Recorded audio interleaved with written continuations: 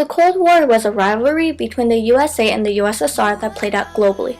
The USSR wanted to expand its influence as far as possible, and this was based on their idea of communism that Karl Marx had created.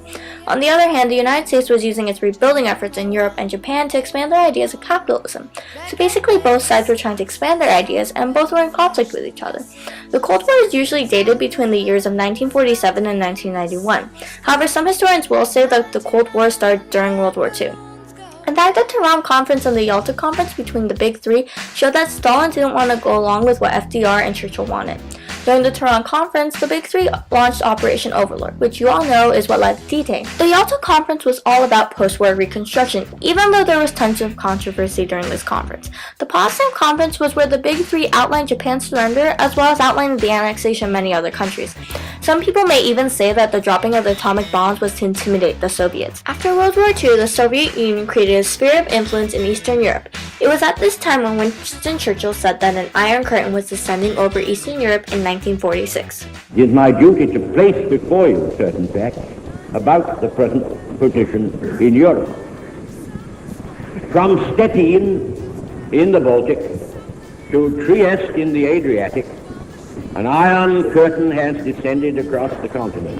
Germany was the first area to be affected by the Cold War. Germany was split into two main parts, where the Soviets occupied the east and the west was occupied by three smaller sections. The former capital of Berlin was also split in the same fashion. In 1948, the Soviets tried to cut off West Berlin by blocking off railroads and roads to the city. This was soon to be known as Berlin Blockade. However, the Berlin airlift crushed the Soviets, and this is also where the term candy bombers came from.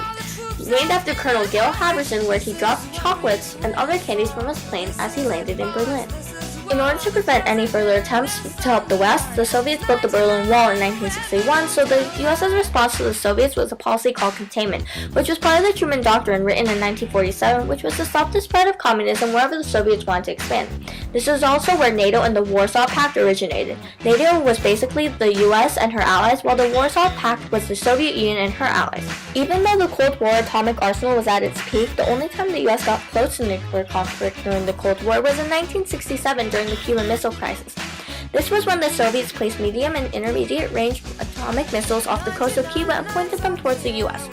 But just because there wasn't any nuclear conflict during the Cold War doesn't mean there wasn't any actual war. The Korean War during the years of 1950 to 1953 was the war between communists and capitalists. And after China and Korea became communist, Vietnam's movement towards communism was a huge issue towards Japan. Now you may be asking, why Japan? I thought we were talking about the United States. Well, Japan was a country that we, the United States, had helped to become a vibrant capitalist country, and so the United States buckled down for its longest war during the Cold War, the Vietnam War. So it can be seen that the Cold War has branched out to encompass every corner of the globe: Europe, Asia, America. In fact, almost every other part of the world that was involved, whilst the planet was also divided into three worlds. The first world being the United States and every other country that supported capitalism. The second world was the Soviet Union and everyone part of the Warsaw Pact, while finally the third world was everyone else. The big issue between the third world countries was that neither the US nor the USSR wanted these countries to remain neutral. In fact, all the countries that weren't in NATO or part of the Warsaw Pact had to choose sides, either capitalism or communism. Today, this decision would be very easy to make, but in the 1950s and the 1960s, this decision was pretty intense. Also during this time, it seemed as if the USSR was going to come out on top. During the space race, the USSR seemed to be further along than we were. They were able to get a satellite, Sputnik, launched on October 4th, 1951, a human and even a dog into space before the US had any thought of going into space.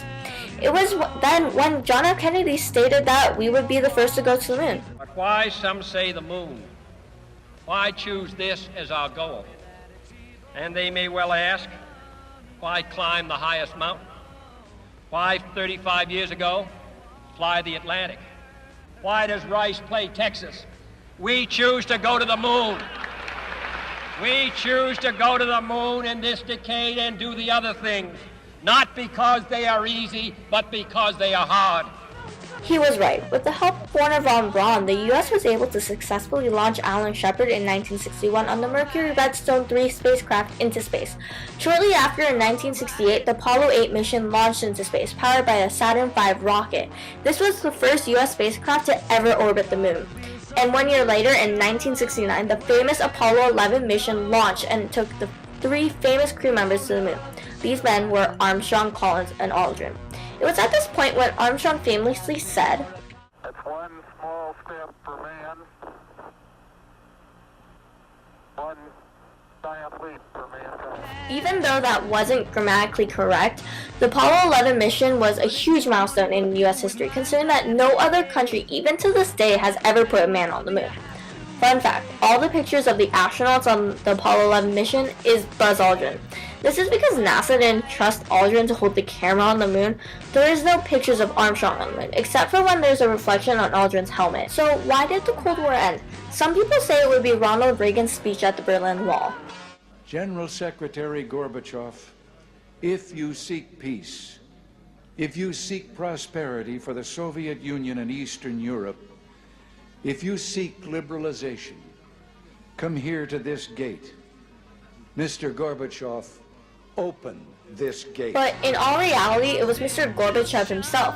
He opened up the Soviet economic systems and allowed elections in the USSR.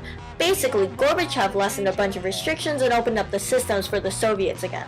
Not only that, but because everything was more open, the second world countries realized just how much poorer they were in comparison to the first world countries. And one by one, the communist countries quickly collapsed. In Germany in particular, the Berlin Wall came down in 1989, and West and East Germany were reunited in 1990. It's hard to believe that 20 years ago, the world was dominated by two world superpowers, and during the Cold War, it seemed as if it would go on forever. But as Anatole France said, to accomplish great things, we must not only act, but also dream. Not only plan, but also believe.